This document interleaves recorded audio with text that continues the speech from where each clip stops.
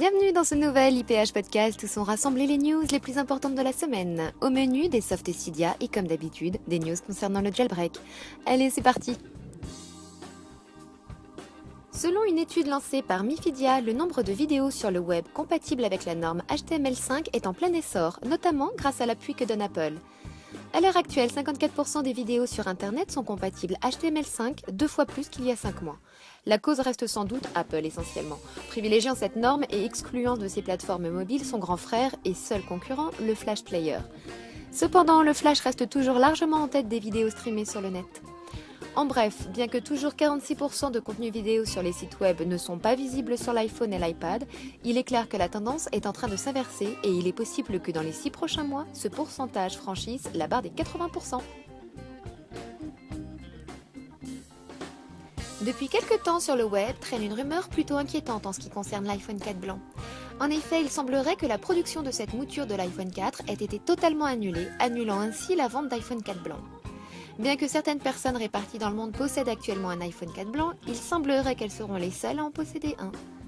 Le principal problème ayant été la couleur, la production du modèle en blanc a été énormément retardée. Ainsi, tout d'abord repoussée au printemps 2011, il semblerait que la production soit totalement annulée. La raison est probablement le fait que la date de sortie de l'iPhone 4 blanc soit proche de la keynote annuelle d'Apple, qui a lieu en juin, laquelle annoncerait peut-être l'arrivée d'un iPhone 5. Il ne serait donc pas très profitable à Apple de sortir le modèle blanc et la prochaine génération d'iPhone dans un intervalle de temps si court. Que de bien mauvaises nouvelles, mais rien n'étant confirmé, tout cela est à prendre avec des pincettes. Comme vous le savez, Apple n'aime pas le flash, ce n'est pas nouveau. La firme à la pomme a plutôt décidé de viser sur une technologie plus jeune, l'HTML5, qui, selon Apple, représente l'avenir du web. Vous noterez par exemple que le site d'Apple est rempli d'animations en HTML5.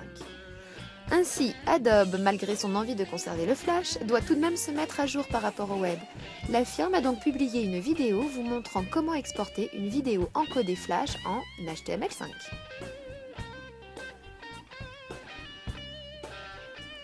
Comme vous le savez, le mobile est un des grands domaines de Apple depuis la sortie de l'iPhone. Mais qu'en est-il réellement par rapport aux autres constructeurs? Quelle est la place qu'occupe Apple sur le marché? Pour bien s'en rendre compte, voici 2 diagrammes en camembert. Comme vous le voyez, le diagramme de gauche nous montre qu'Apple ne représente que 4% du marché mobile, ce qui reste très peu par rapport à Nokia par exemple. Mais le diagramme de droite nous montre qu'Apple tire 50% des revenus engendrés par la vente de mobiles, ce qui est tout simplement énorme quand on voit que Nokia n'en tire que 15%. Apple reste donc, et le restera probablement pendant un bon moment, un des leaders en termes de revenus. Espérons que nos bijoux à la pomme maintiennent ce succès encore longtemps. Comme vous le savez peut-être déjà, en début de mois, Motorola a attaqué Apple pour violation de brevets liés à la téléphonie. En effet, Motorola a attaqué Apple sur MobileMe, l'App Store, les services de géolocalisation et le design d'antenne. Mais un peu à charge de revanche, c'est au tour d'Apple de poursuivre Motorola en déposant 2 plaintes pour violation de brevets concernant 6 brevets liés aux multitouches. Les appareils concernés sont les suivants. Les Motorola Droid, Droid 2, Droid X, Click, Click XT, Blackflip, Divour, Divour i5 et Charme 1. Ainsi, la guerre entre grands patrons continue, voulant toujours protéger son avancée technologique.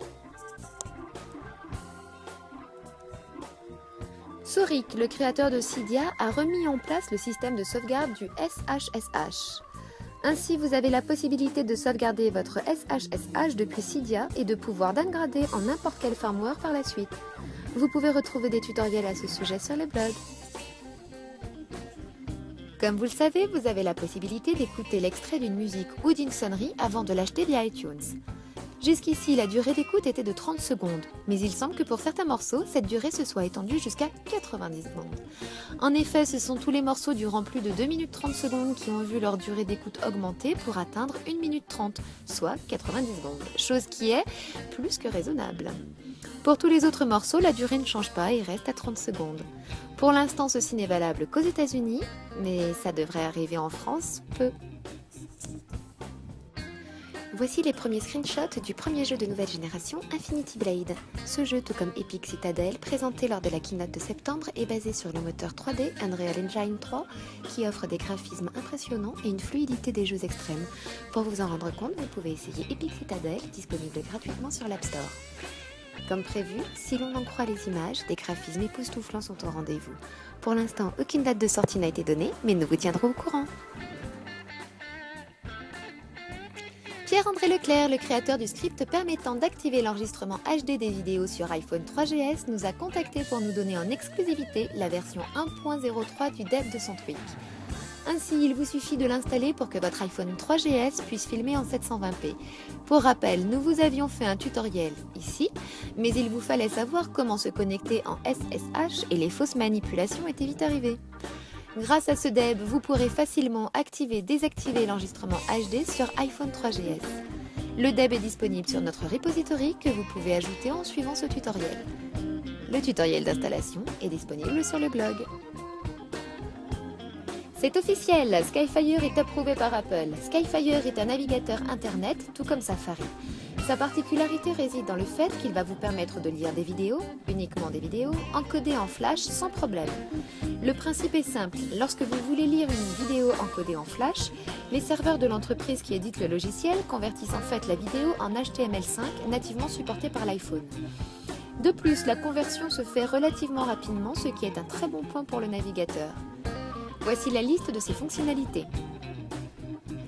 Vibrant Video vous permettant de voir les vidéos encodées en flash, Explore Related vous permettant d'explorer les contenus les plus pertinents du web en fonction de votre recherche, Social Sharing vous donnant la possibilité de partager n'importe quelle page web sur un réseau social, User Agent Switching vous donnant la possibilité de changer l'agent utilisateur du navigateur, et Private Browsing pour une navigation en privé.